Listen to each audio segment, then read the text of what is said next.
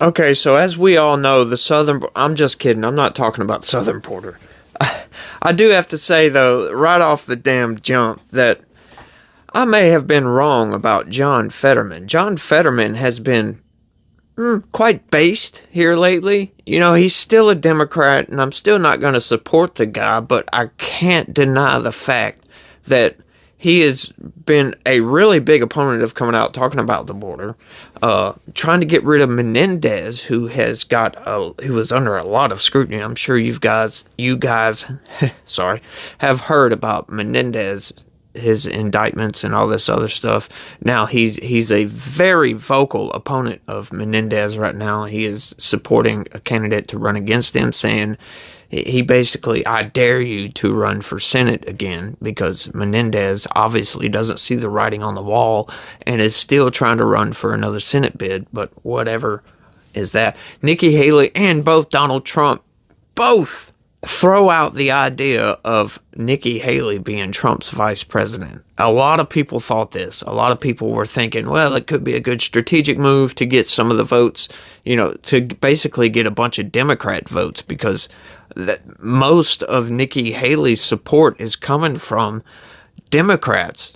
Yeah, it's proven facts that a lot of people, especially in the Iowa caucus, changed their registration from Democrat to Republican and voted for Nikki Haley. But what's up, everybody? How the hell's your day going? This is Legitical Response. We cover political news. We try to keep the people up to date on exactly what is going on inside the government, because we all need to know what the government is doing, because they pretty much rule our lives. You know, it's big government. We don't like big government around here. I don't like big government. We are backing Donald Trump. So if you love this country and want to keep up to date with some of that stuff, do me a favor and smash that subscribe button for me. Turn on your notifications so you will stay notified every time I pop out a video. And if you could, it would be a big favor to me. Kindly smash that like button. It helps a lot, folks. But what's up, y'all? We're going to get into some news. There's not a whole lot of stuff going on, so we're going to cover something that I talked about in an opening from the other day with this Georgia RICO case and Big Fani Willis. Yeah, there's a big scandal going on, so we're going to get into that, and we're going to check it out and see what in the hell is really going down with this. Let's get into it, y'all. Check it out. Lawyer hired to prosecute Trump in Georgia scrutinized over affair claims. Yeah, that's a big scandal going on right now. Fani Willis apparently hired somebody who is not qualified for the position, by the way. Sure, he's a lawyer, but his law practice was mostly family law and other little minor, you know, prosecuting misdemeanors, and he was an attorney general assistant, but the vast majority of his experience was not in RICO prosecutions and federal level prosecutorial cases. But let's go ahead and get into it and see all the gritty details here. All right.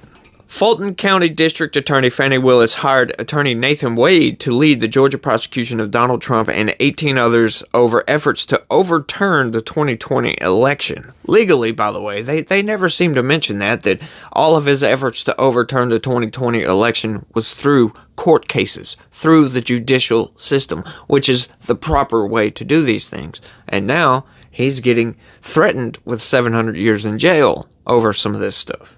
Of course, some of that comes from the documents case, which is BS, but, you know, whatever. Now, allegations of a romantic relationship between Willis and Wade are raising questions about his past, work and qualifications, threatening to taint one of 4 criminal cases against the former president. Yeah, this one's fallen apart quickly. She defended her hiring of Wade, but has not directly denied a romantic relationship. The claim surfaced in a motion filed by a defense attorney representing a former Trump campaign staffer who did not provide concrete proof. The lawyer is seeking to get the indictment tossed and to remove Willis and Wade from the case. Yeah, there is a clear conflict of interest with this, and you will see that. Some of the stuff I've heard is crazy, but like I said, we're going to get into it. It's certainly a huge political problem. It is certainly scandalous and salacious, if true, said Anthony Michael, Creese, a Georgia State University law professor who is following the case, but he questioned whether it affects prosecutors' ability to handle the case professionally. Yes. Well, if there's a conflict of interest, yes, it can definitely, skew some thought processes that go on in your head. If, the district attorney that you're working for, you happen to be... I'm not going to get into that. Outside of any effect on this case, Willis, a Democrat, is up for re-election this year, and this could become a campaign issue. The motion filed earlier this month by lawyer Ashley Merchant, who represents former Trump campaign staffer and one-time White House aide Michael Roman, alleges Willis paid Wade large sums and benefited personally when he, in turn, used his earnings to take her on trips. Wade has been paid more than $650,000 at a rate of $250 an hour since his hiring, according to records Merchant cited. Wade did not respond to an email seeking comment. The judge scheduled a February 15th hearing on the matter. Merchant has not provided proof of a romantic relationship. She wrote that filings in Wade's pending divorce are sealed. She also cited sources close to the two without elaborating. She is now seeking to unseal Wade's divorce case. The Associated Press and other news organizations also filed to unseal the case. Yeah, they should go ahead and unseal this case. This has a lot of ramifications for Trump because we all know, like anybody that's paying attention knows that these allegations against Trump are just persecutions, political persecutions, because they don't want Trump in the White House. It is plain to see by looking at the bigger picture of everything that is going on. You got 2 federal indictments and then 2 state indictments against Donald Trump for stuff that every other president has done. Every single election there is challenges to the election because there is fraud in every single election. This is like Vivek Ramaswamy says, a hard fact in this country. It's the truth. Every single president takes classified documents with them when they leave the White House. So all this stuff is just political persecutions. They're going after him. They got the mainstream media always going after Trump about this and about that. And now they're trying to say once again that he's unfit for the president because he mixed up Nancy Pelosi with Nikki Haley. Right? People get names mixed up all the damn time. So it's just BS. That was an actual headline. They wrote a whole story about that. It's like, what? Why? They constantly go after Trump for rhetoric. They constantly twist what he says around, and they're evil people right now in the mainstream media. You got the Supreme Court in Colorado trying to take him off the ballot. That's getting filed. Speaking of, right quick, I believe it was like 40 different senators and almost 200 congressmen filed an amicus brief for that Colorado ballot case, on the side of Trump, saying this undermines democracy, which it does. But let's keep going. I done got off on a damn tangent. Wade's wife subpoenaed Willis for a deposition in the divorce case. In a filing Thursday seeking to quash that subpoena, a lawyer for Willis accused Jocelyn Wade of trying to obstruct and interfere with the criminal election interference case. Right. No, that's just called a nasty divorce, which most divorces do get pretty nasty. They, personal attack after personal attack. That happens all the time. And now Fani Willis is trying to say it's racist. What? No, they're just trying to do their due diligence by saying that Fani Willis is politically persecuting Donald Trump. It's not an actual legitimate prosecution. In a response filed Friday, a lawyer for Jocelyn Wade wrote that Nathan Wade took trips to San Francisco, Napa Valley, Florida, Belize, Panama, and Australia, as well as taking Caribbean Caribbean cruises since filing for divorce, and Willis was an intended travel partner for at least some of these trips, as indicated by flights he purchased for her to accompany him. The filing includes credit card statements that show Wade, after he was hired as special prosecutor, purchased plane tickets in October 2022 for him and Willis to travel to Miami, and bought tickets in April to San Francisco in their names. Jocelyn Wade's filing says she is seeking to question Willis about her romantic affair with Nathan Wade, saying there appears to be no reasonable explanation for their travels apart from a romantic relationship. Well, sure, that seems to be the most probable, but there are other explanations for this, if we're going to be honest. They could just be good friends. Yeah, I know, but that is another explanation. They could be discussing business on these trips. No, probably not. But that is an explanation. Willis spokesperson Jeff DeSantis declined to comment Friday on Jocelyn Wade's filings. Willis vigorously defended Wade's credentials at a church service last weekend and suggested the questioning of his hiring was rooted in racism. No, it's not. I'm sorry. That's not factually true. It's not rooted in racism. They're trying to tear down your character, Miss Willis. This is what happens in a divorce, right? When you get mixed up with persecuting a former president, yeah, people are going to dig into the dirt that you have piled up behind you in your backyard. People are going to look into that stuff. And once they do find that dirt, they're going to expose it to everybody. It has nothing to do with race. These people, these leftists, they love to call other people racist, but they are the ones that are constantly thinking about race all the damn time, as if race matters. Race does not matter at all. That's like they're trying to call Trump, once again, trying to tear down his character, trying to call Trump racist for making fun of Nikki Haley's first name, which is like Nimrata or something like that. I believe that's what it is. And Trump said something different. He mispronounced her name intentionally, and they're trying to say that's racist. I'm sorry.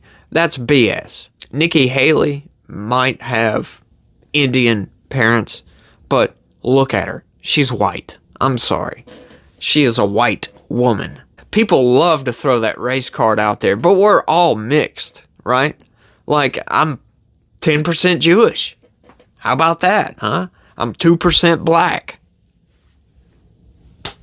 Everybody has a color. It's just funny. I'm sorry. I get off on that because people act like race matters. Race doesn't matter.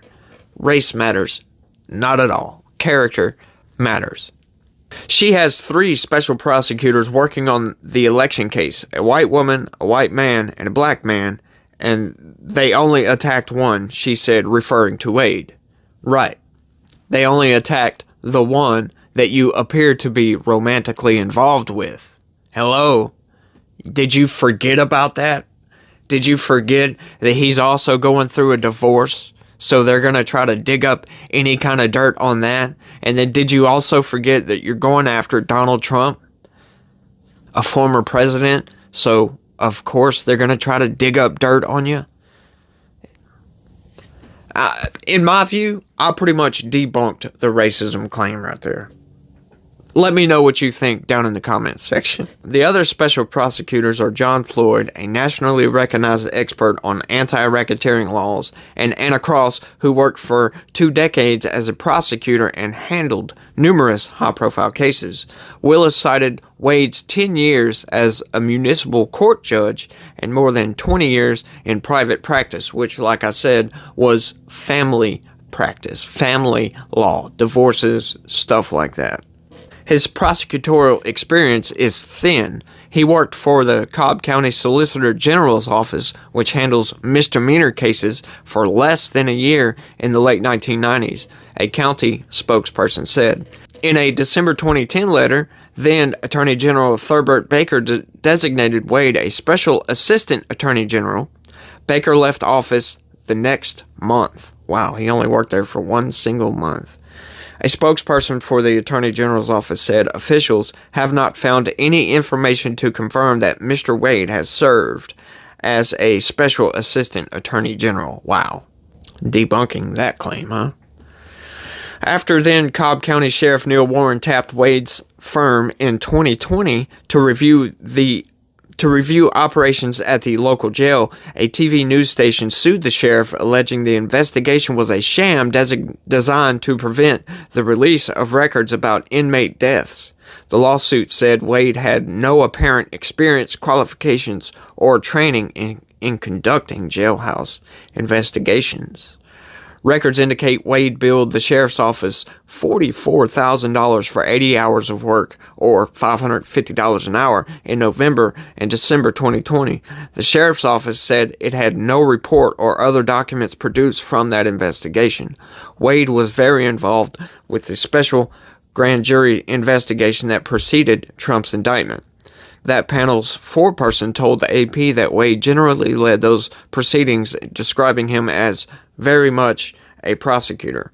Wade had been a near constant presence in the courtroom during hearings, but it's generally other prosecutors who argue motions, cross-examine witnesses, or write briefs. Defense lawyers in Trump's federal classified documents case demanded any records related to the 2022 meetings between Wade and White House staff.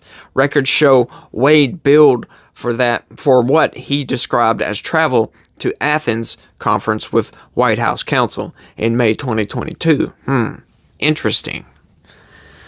There was a conference call that month between Willis's team and the White House counsel office, according to a person who spoke on the condition of anonymity, but it wasn't immediately clear whether Wade was on that call. Colluding with the White House, huh? There's another charge for interview with D.C. White House. A review of visitor logs at the White House did not turn up any meeting with Wade. Yeah. But we do know that Fani Willis met with White House staff just before opening this indictment against Donald Trump. So, were they colluding with the White House on this? Did Joe Biden tell them to prosecute Donald Trump? Yeah, I believe he probably did. But there's other evidence, that goes toward that, like Joe Biden calling Merrick Garland. I forget what it was, so I'm not going to say it right off, but basically griping at Merrick Garland for not going after Trump. There's proof of this. There's an email of him saying this. But that's all I got for this one, y'all. Y'all let me know what y'all think about this. Is Wade and Fani Willis, getting it on? I guess you could say, what's going on with this? Is this whole RICO case just a political persecution against Donald Trump? Tell me what you think is going on with this. And like I said, that's all I got for this one, y'all. I want to thank everybody for watching. Man, I appreciate all y'all. And y'all try to have a good day and be positive. Peace.